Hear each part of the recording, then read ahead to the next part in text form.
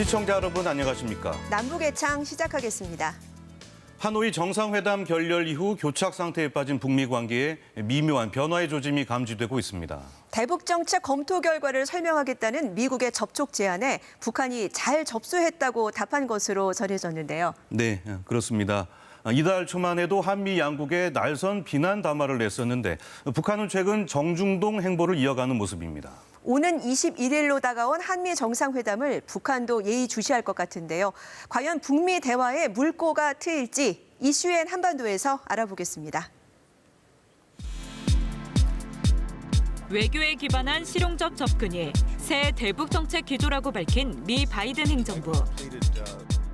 What we have now is a policy that calls for a calibrated, practical approach that is open to and will explore diplomacy with North Korea. 대북 정책 검토는 끝났지만 비핵화에 대한 보상 등 구체적인 내용은 아직 공개되지 않고 있습니다. 이에 대해 미국은 북한에 먼저 설명을 하겠다며 만나자고 요청했고 북한은 잘 접수했다고 답한 것으로 알려졌습니다. 북미 대화를 조기에 재개하는 것이 무엇보다 중요하다고 강조해왔습니다.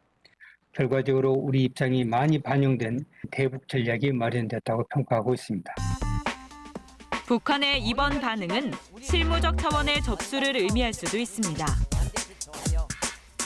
북한은 지난 3월 미국의 대화 제안에는 대북 적대시 정책을 철회하지 않으면 미국의 접촉 시도를 계속 무시할 것이라고 답했습니다. 잘 접수했다는 반응은 3월 담화보다 전향적인 것으로 평가되지만 북한이 실제 미국과의 접촉에 나올지는 미지수입니다.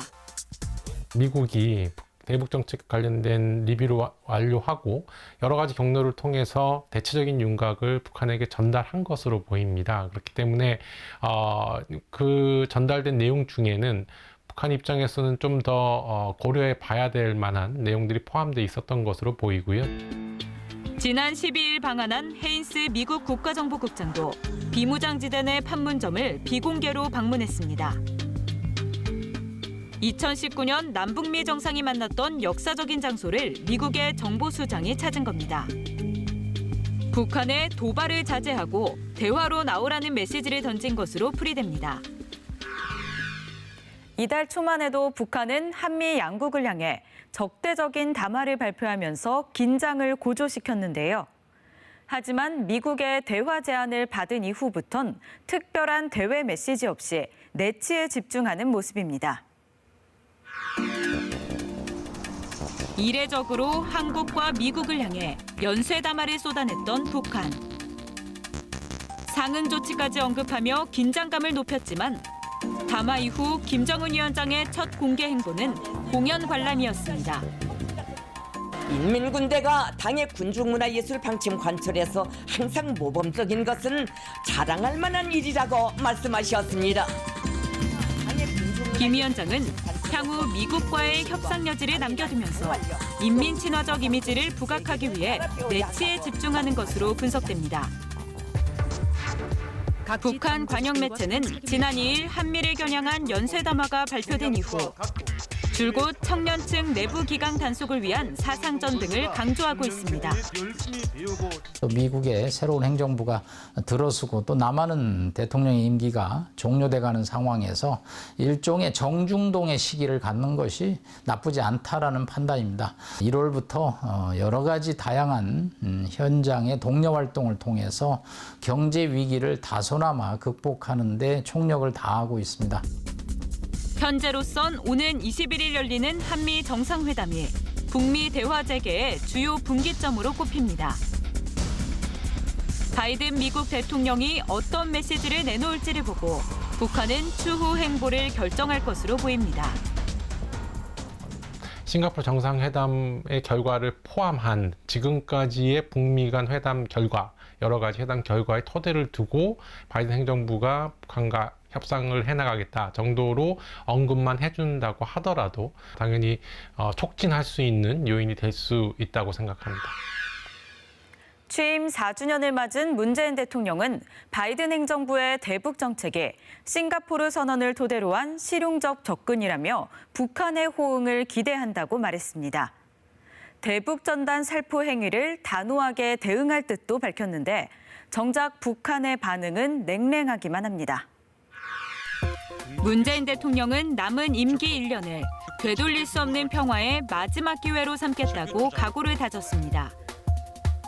특히 미국의 이번 대북 정책 검토는 우리가 바라는 방향에도 부합한다며 북한의 호응을 기대했습니다.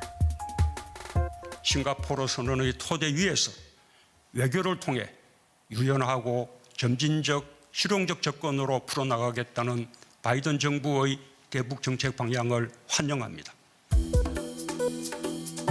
문 대통령은 국내외에서 논란이 된 대북전단 살포 행위에 대해 처음으로 직접 언급했습니다. 남북 합의와 현행법을 위반하면서 남북 관계에 찬물을 끼얹는 일은 결코 바람직하지 않습니다. 정부로서는 엄정한 법 집행을 하지 않을 수 없다는 것을 강조합니다.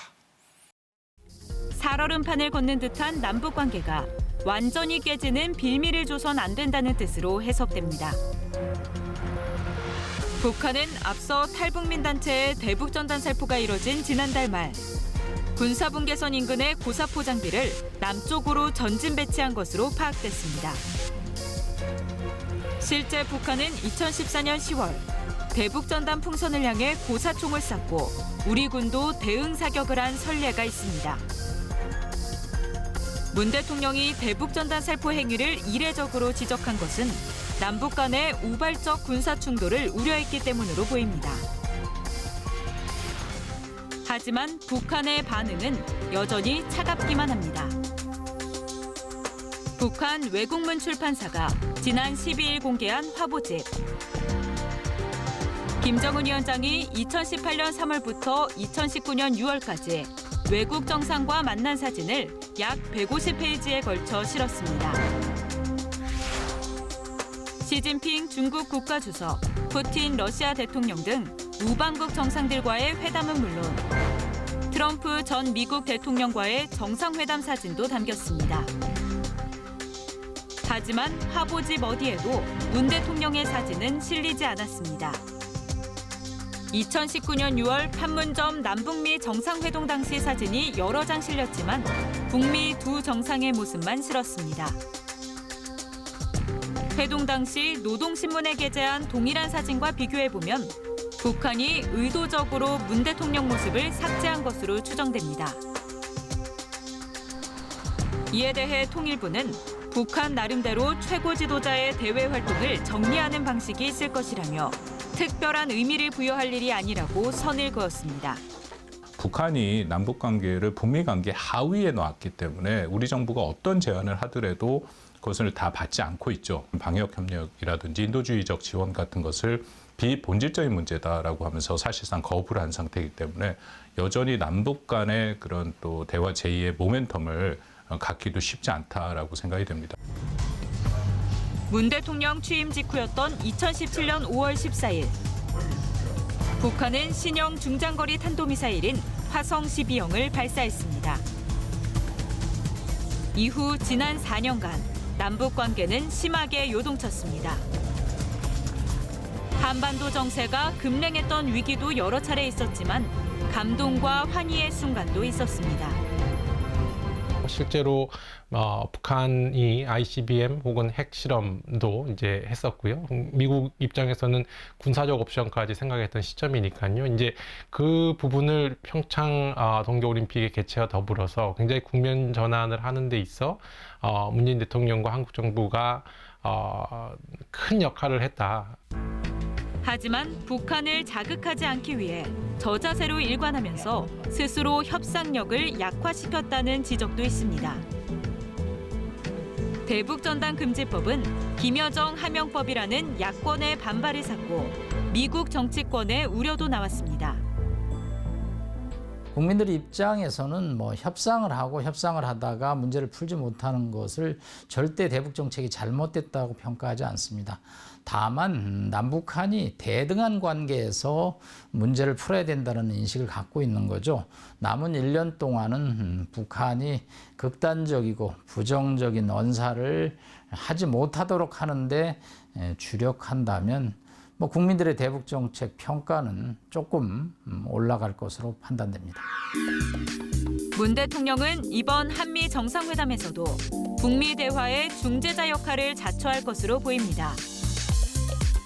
3년 전 봄날은 다시 돌아오기 어려울 것이라는 김여정 부부장의 담화가 현실이 될지 한반도 정세가 중요한 기로에 서 있습니다.